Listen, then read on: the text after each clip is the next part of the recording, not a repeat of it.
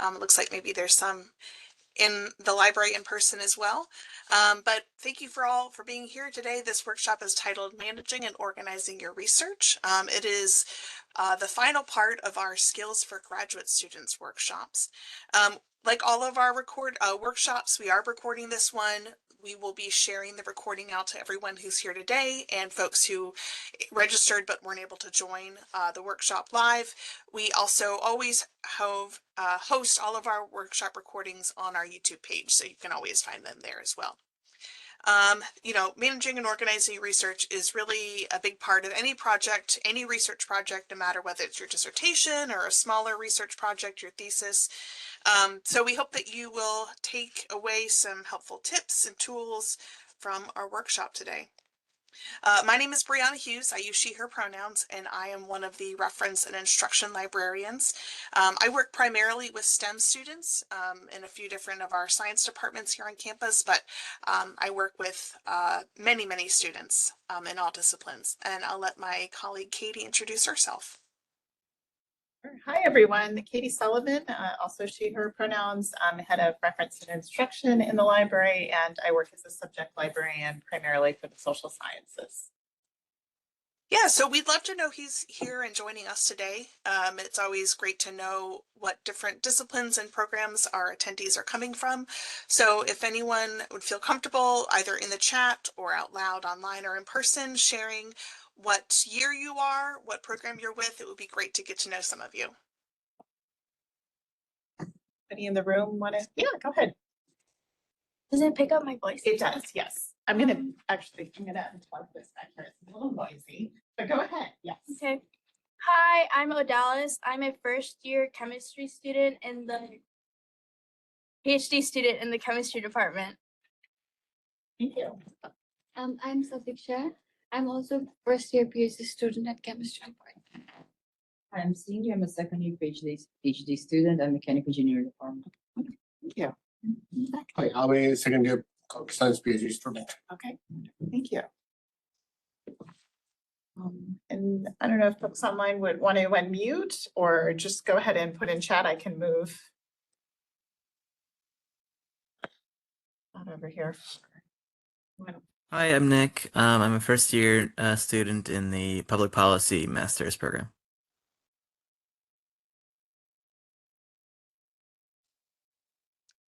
Chemistry is well represented today. Way to go, chemistry department. Yeah.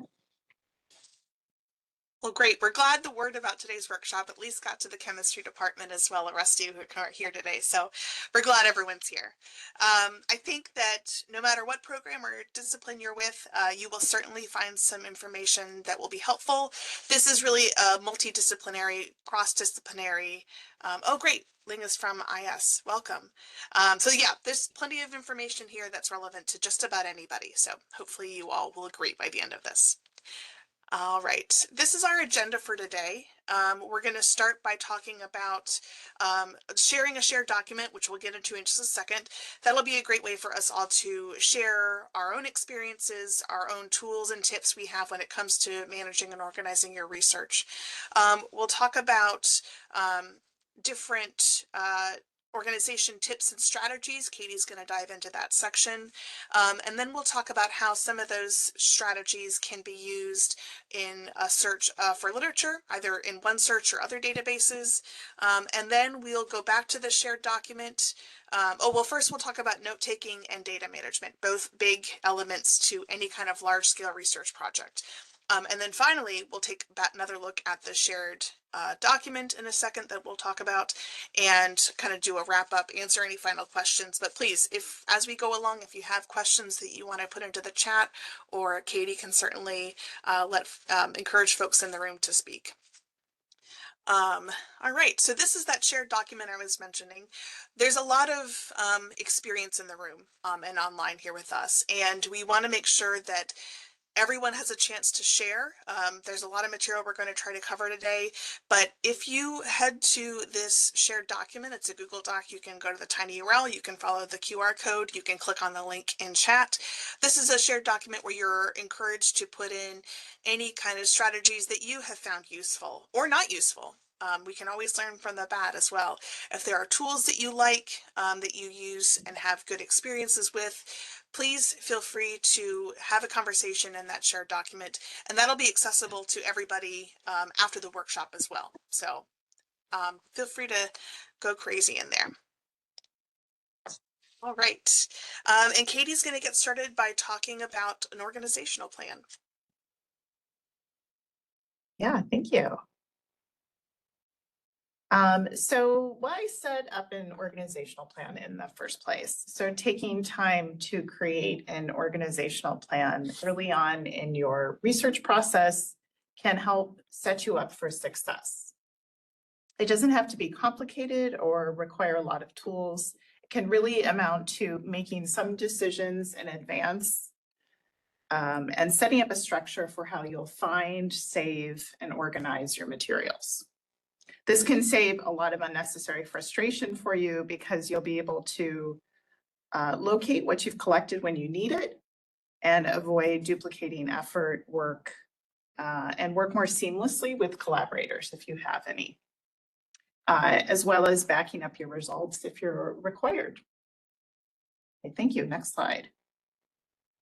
So what can you include in this plan? It will kind of depend on the project.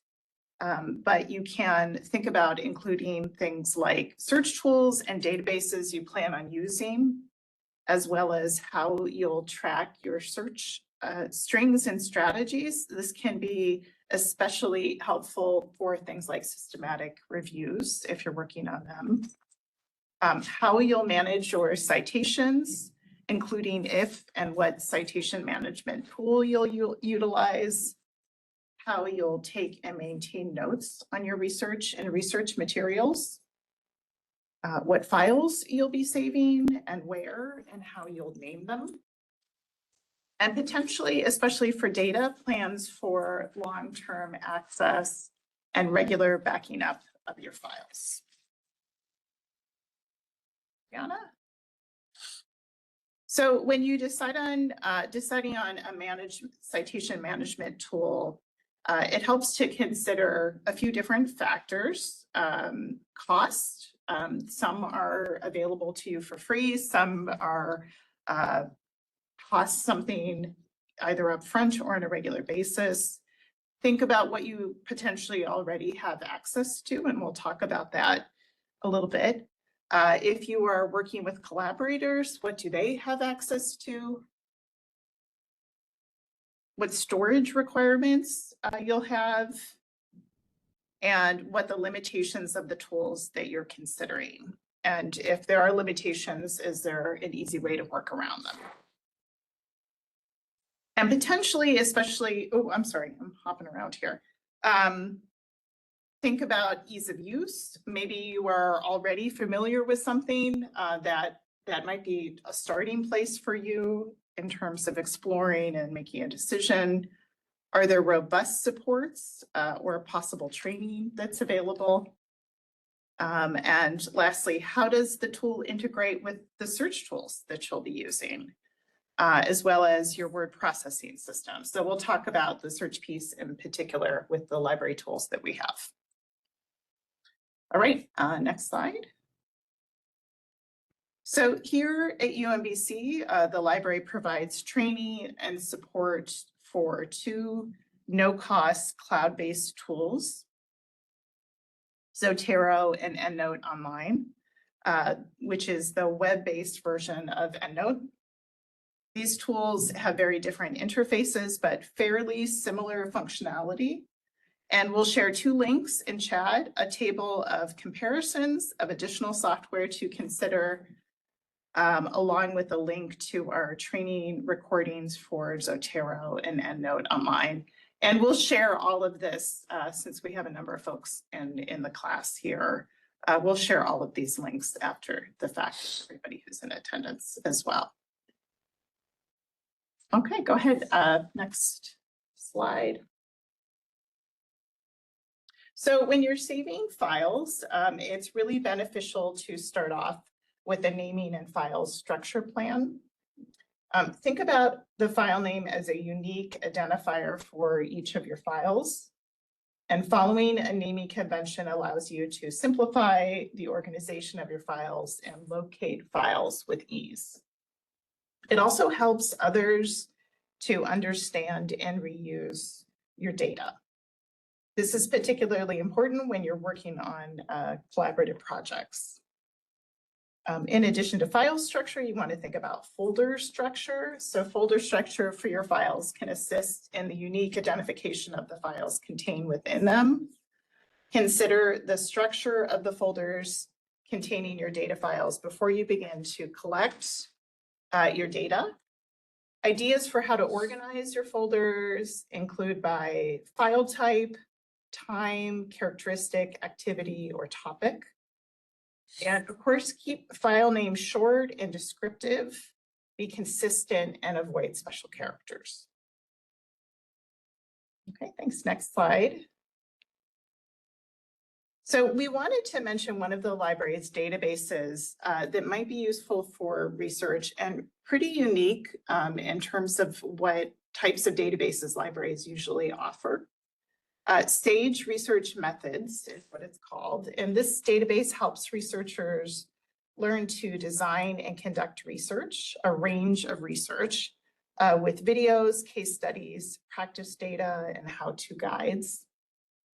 It includes a project planner tool, which is an interactive online tool that provides a step-by-step guide to the entire research process from defining a topic to disseminating findings.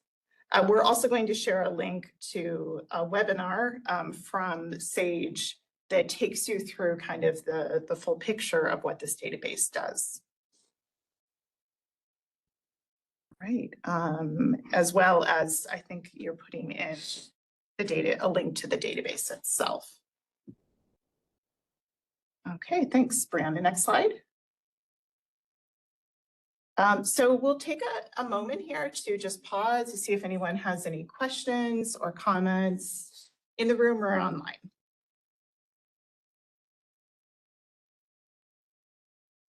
Okay.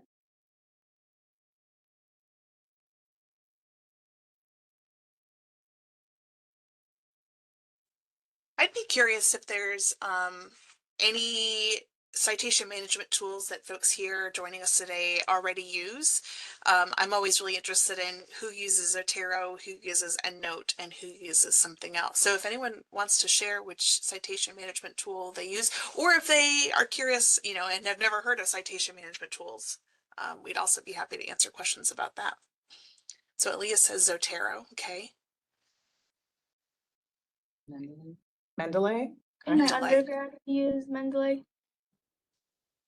My lab uses EndNote, so I use EndNote. Okay. And does your lab have access to the desktop version? Yeah. Okay. Okay. That's great. How do you feel about what you've used? They're fine. Between Mendeley and Zotero, which I started using beginning of this semester, I like Zotero more. Okay. I'm team Zotero all the way. I'm a big Zotero evangelist. So if anyone needs convincing that Zotero is the best, come and talk to me.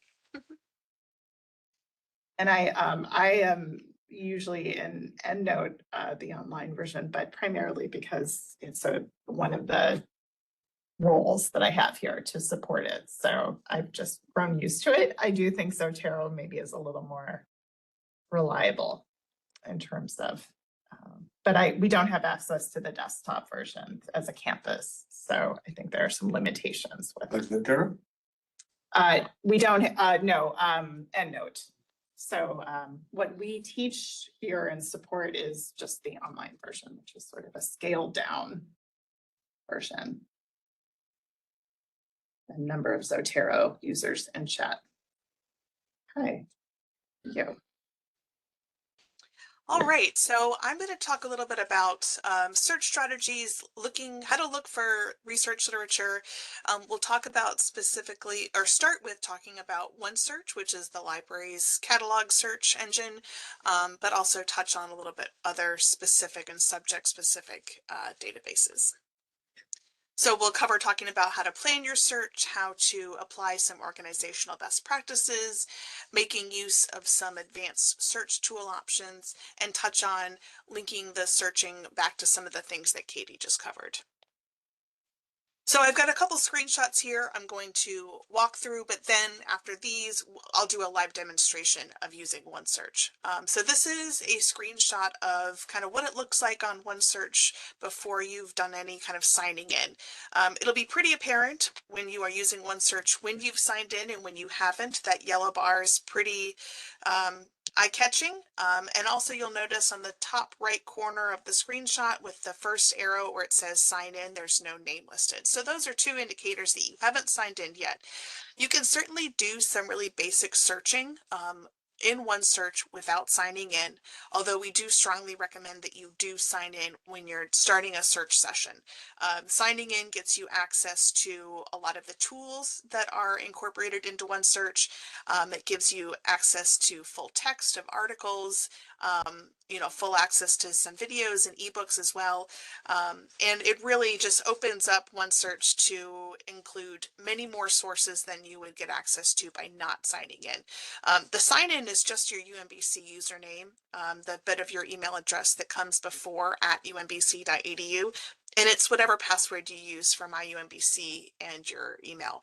Everyone has a OneSearch login, a library login. It's not something you had to set up separately. And I'll talk a little bit more about setting up separate logins in a second. But again, gives you access to full text, and it really does give you full use of OneSearch. One of the things that you can take advantage of once you sign in is getting access to the history of your searches. So saving searches, saving queries, and also saving individual items. You'll notice the arrows here for the thumbtacks. At the top right, there's the thumbtack, and then the save query option at the bottom of the screenshot. Those are the indicators for the saving option. You can also create a folder system, and Katie just talked about how important it is to have a good and solid folder system of staying organized using folders. And that's one thing I like about OneSearch is that you can create your own folder system. You can name them however you want. You can nest folders inside of other ones. I'll talk a little bit more in a second about other databases, but just be aware that some of these similar options you can get access, so you can create folders and save things in other specific databases like Web of Science, JSTOR, PsycInfo. Those you do need to create separate accounts for. So your library account doesn't correspond to an account on some of those other subject specific databases. You can get access, like I'll show you in a second, where you can go and see some of your saved searches and your saved items. You can also personalize your search. So this is something that you set up on your own, and you can always go back and edit it. But when you set up a personalization in your profile on OneSearch, when you turn this function on, it has your search results kind of prioritized based on your personal preferences. So you'll still see a full list of search results, but it'll kind of push towards the top of your results the things that fall into these subject categories that you set ahead of time. It's nice that this is a function you can turn on and off depending on whether you want to see an organized list based on subject or not. And here you can see in this screenshot all the different options for subjects that you have available to you.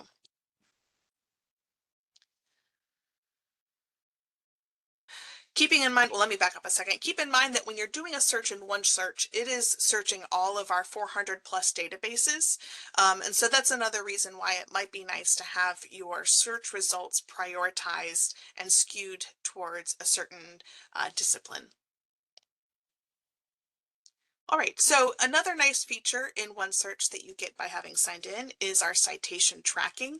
You'll see here in the screenshot these little red arrows that branch out, and also the one that has the arrow that branches down.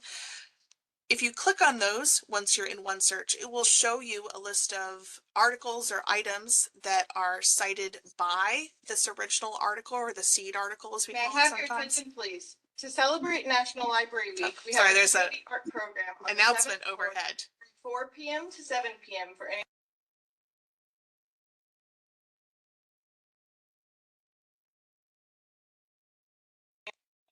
Just reminding everyone of a nice art program going on upstairs.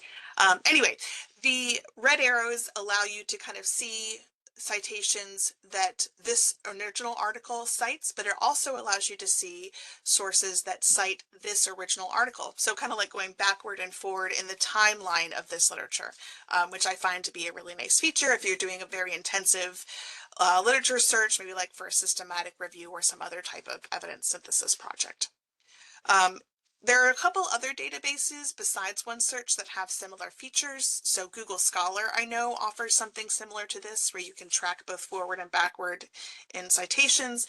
And then the other screenshot here is of Web of Science, which is our big STEM database. It has a similar feature, and you can see what that looks like here on the right-hand side of my screen.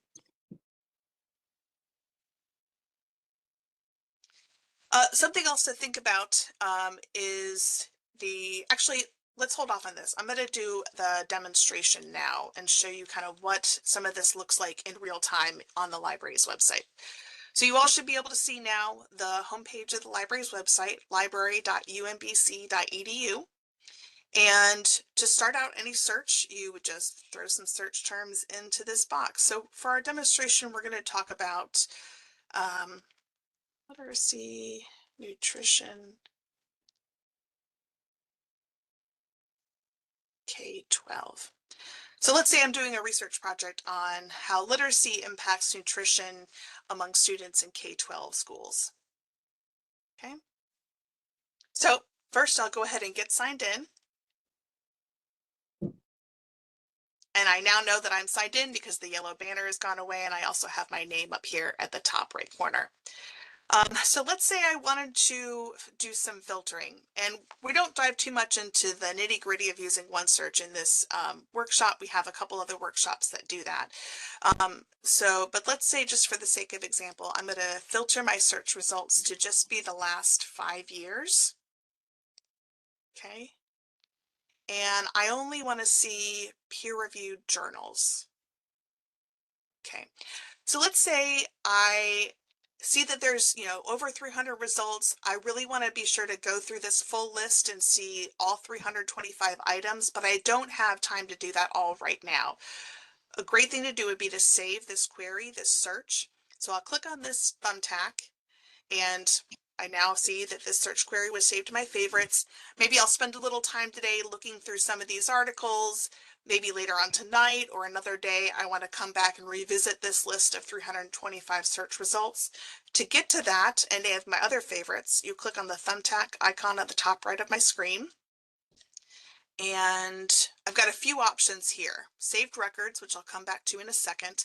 Saved search history, which I'll talk about also in a second. And then the one I'm talking about now is the saved searches. So here you see this is my most recent saved search. It has my search terms, literacy, nutrition, K through 12. I see my scope was everything. My search was everything. I've got my publication date filter and my peer-reviewed journals filter. So that's one thing I really like, is that it does also save any filter that you've used. So you do really get a full scope of what that search you were looking at was. Click on that and it'll open up that same exact search for you. Going back, the saved records, so you can save individual items. And I'll show you if we go back to the search results. Let's say I wanted to look at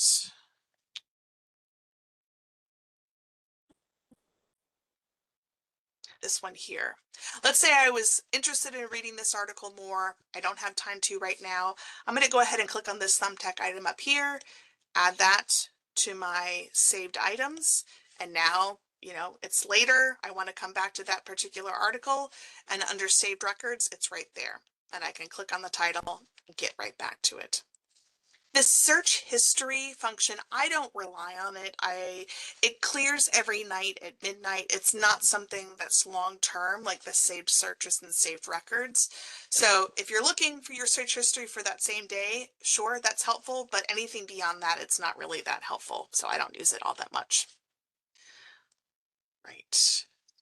Let's One go. thing- Go ahead, Oh, Katie. sorry, Brianna, I was just going to mention, because you as graduate students are working on topics for long periods of time, there are notifications that you can set up for your saved searches that will, and I actually haven't done this, so I don't know how they are shared with you if they just add them in. But you can set a notification to be alerted when new items are added. So it's kind of keeping you up to date on new content. Yeah, I think you get an email. I'm trying to remind myself where you go to see any notifications you've got subscribed to. I can't remember. I think there might be like a little icon that shows up beside a saved search. Oh, so if you wanted to, after the fact, set up a notification, you would just click on this bell, and that saves an alert. And now see here, it says notifications will be sent to my email address. And you can always turn off an alert as well. So you see here, I've got a couple alerts set up for these two searches. So yeah, that is a really nice feature, especially for evidence synthesis projects where it's kind of a long-term research project. It's always great to be kept abreast of when new articles come out that fall within your search parameters. Let's see, go back here. Here's the example of the foldering system in OneSearch. They actually call it labels, but it's essentially the same thing as filters. As folders. You can, here's all the things that unlabeled. So that's a default folder, but you can also look at the other folders I have, and you can, clear out a folder, add things. It is helpful.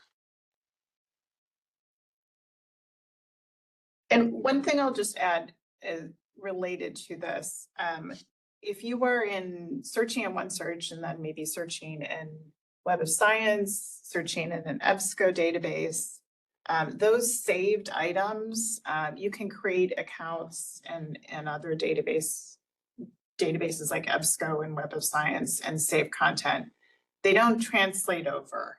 So that's a frustrating, and that's another piece that it might be helpful to plan out, how thinking about if I'm going to be in these different databases searching, how can I have one shared location where stuff lives?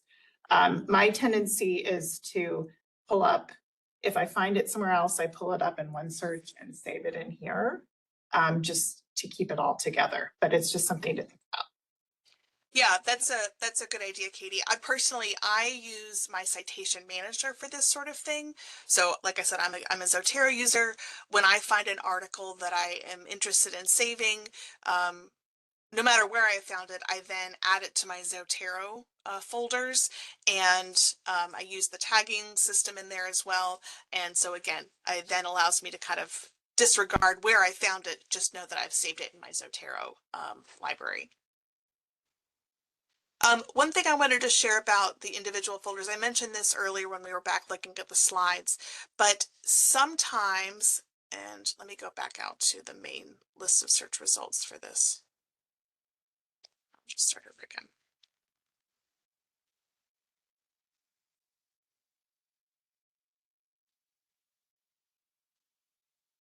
So I mentioned before that kind of citation tracking feature that you can get in OneSearch. See here, this article, for example, has these red arrows that go out and then also come in.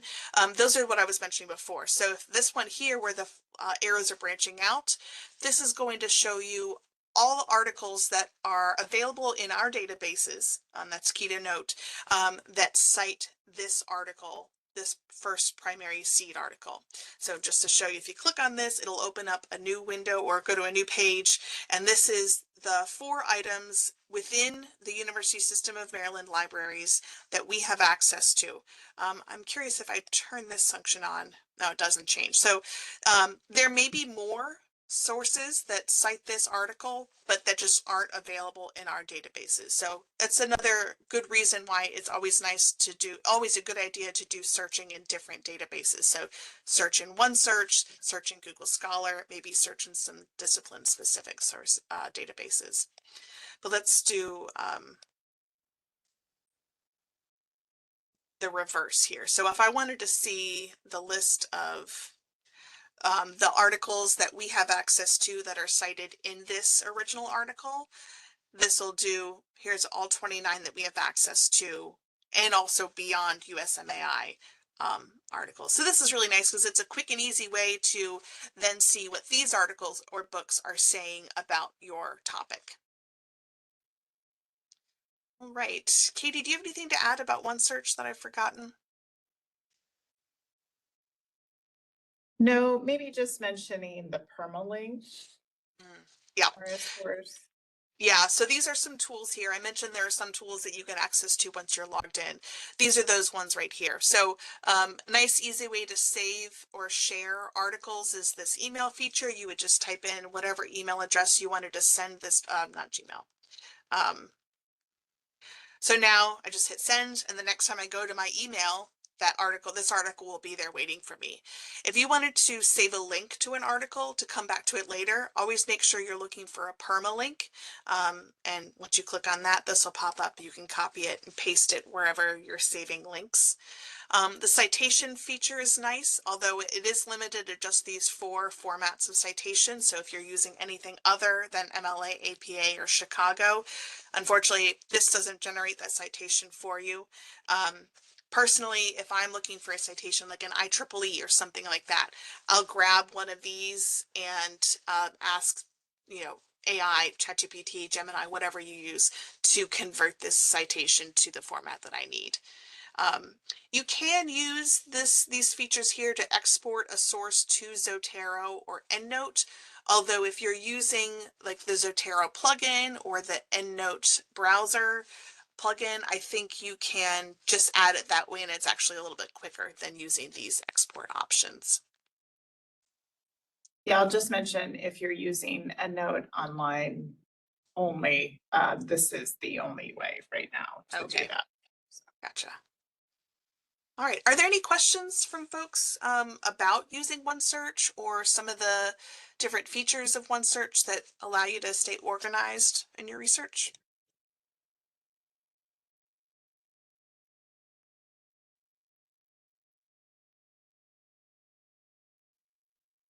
Any in the classroom here. Okay. A quick note about search logs. So we talked about, when you're searching across multiple databases, it can sometimes be hard to keep track of the things that you find. A search log is one way to kind of help that.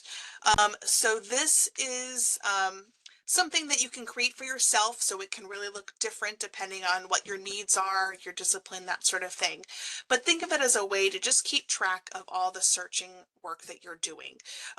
So I think some of the common elements to add in a search log are things like what database you're searching in, maybe the date that you conducted the search, your search string or search strategy, or even search terms, the number of results that came back, if you have any like additional notes that you want to add, if there were any articles that you looked at out of that search result. It really, again, it depends a lot on what you plan on, what kind of information you would find useful to track. And one of the reasons these can be so helpful and so critical is that a lot of times you're doing this research over months, right? Dissertations, evidence synthesis projects, these can sometimes take a very long time, and you may be searching multiple times over months. And I don't know about you all, but I have forgotten any kind of search that I ran 2 months ago, and it would be a really big waste of time to be doing the same searching over and over and over again because I forgot to document what I was doing. So it could be really helpful to look back and say, oh, I already did this search in this database a couple months ago, and this is the number of search results I got. So a couple examples here, if you want to explore some good examples or different ways to structure a search log. Data management. This is definitely something that for those of you who do quantitative research, you may be already thinking about, but it's really important to, as part of your research plan, think about how am I going to manage and store my research data, especially if you have any kind of source of funding, if you have any kind of grants that you're using, or if you're looking to publish your research. different publications will have different requirements for data management plans. So that's definitely something you should be thinking about early on in your research about what kind of data management plan do I need to create? Are there certain things that are required from whatever organization that's kind of governing my research? Katie just put into the chat a few really helpful links. The DMP tool is great. The Quick Start Guide is a great place to get started if you've never used DMP tool. I will say you do need to create an account, but it's free to use, and the whole site is free, and they have a lot of really great examples of different data management plans. The FAIR guiding principles can also be a great place to start if you are new to data management plans. We have a number of good guides here, one of ours and then two others that talk about data management and have some other really great resources. And yeah, Katie's put some other links into the chat. So just be thinking about this. If you have a large data storage need, Do-It can be a great resource. Reach out to them, put a ticket in, and kind of describe what it is you need in terms of data storage. And they are usually really good about helping students kind of get the storage plans that they need. All right, any questions so far?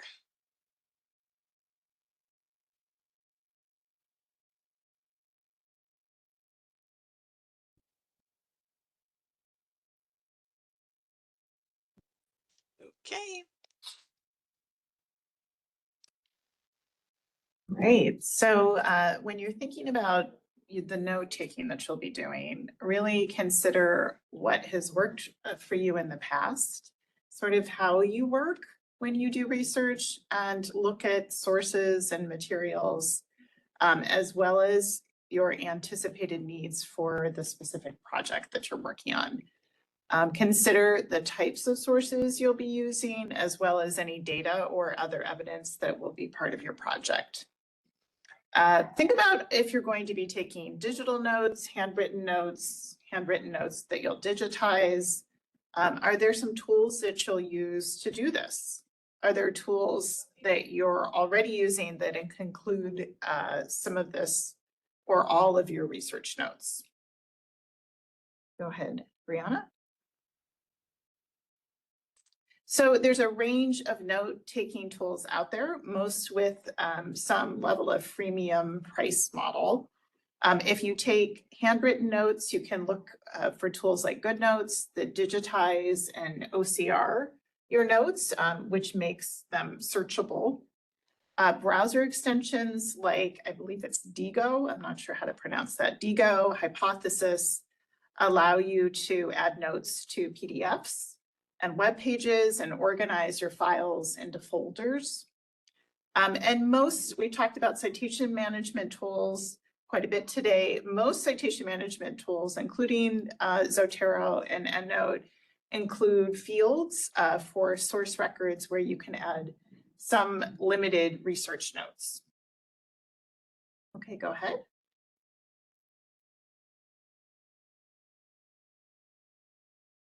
All right, so let's check in on the shared document that hopefully folks have been adding some things to. And yeah, so this is, if anyone has anything that they want to add now, this is just a great place to share any tools that we haven't mentioned that you have used before. If there's stuff that you have used that you maybe want to share with your colleagues that are also here in the workshop. It could also just be some tips, anything you want to share.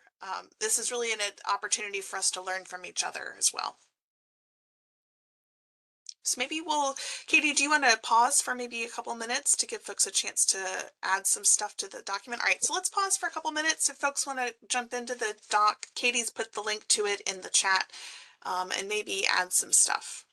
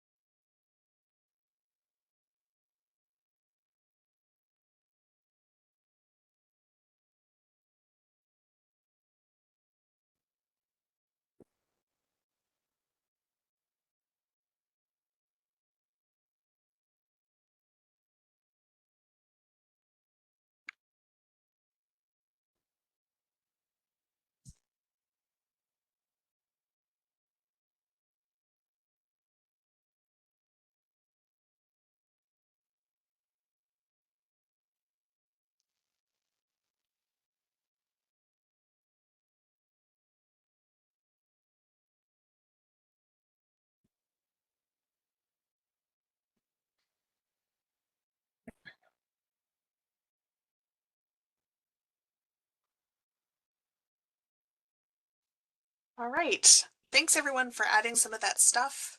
Um, yeah, Otter AI is great, especially since that's one AI tool that is, Do It supports on campus. I think it's also, I've used it a couple times, but I'm glad to see someone put it on the list here. Of course, we also, if you want to talk about AI tools, Do It has recommended the Google suite of AI tools like Gemini, Notebook LM, and those tools, AI tools from Google. Rayan is, I added that one. Some folks may have heard of Covidence. It's a big tool in the evidence synthesis field. It's something that has a very costly membership. We unfortunately don't have one of those memberships, institutional memberships. And so Rayan is a substitute that I found that actually is really great. If you're doing systematic reviews, there's a lot you can do with the free version of it. There is a freemium version, but I like that it's a collaborative tool that you can work within if you're doing a systematic review, like say within your lab or your research group.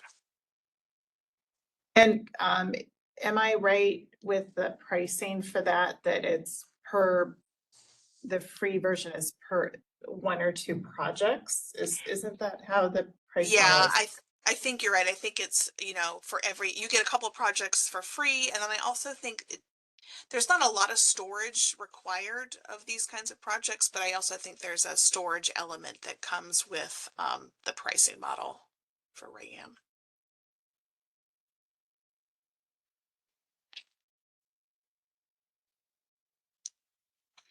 Right. Before we wrap up, are there any other final questions?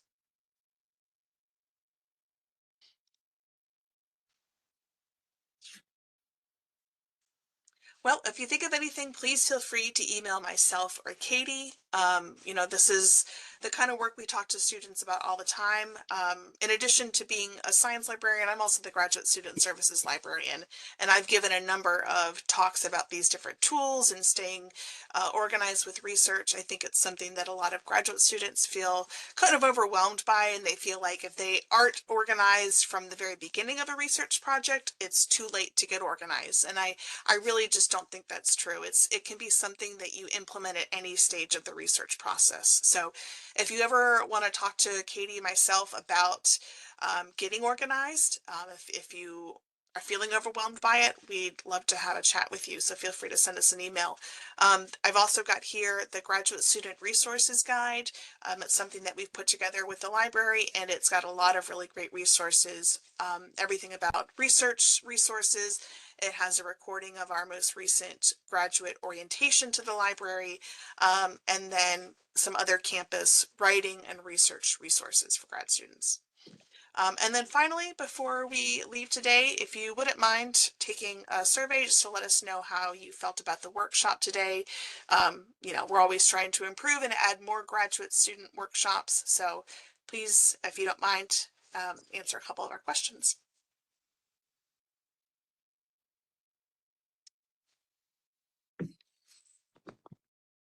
Will email slide and all links, right?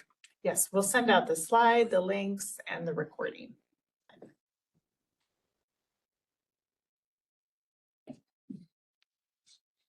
Oh, good. I'm glad folks online are saying that they found this helpful. So that's always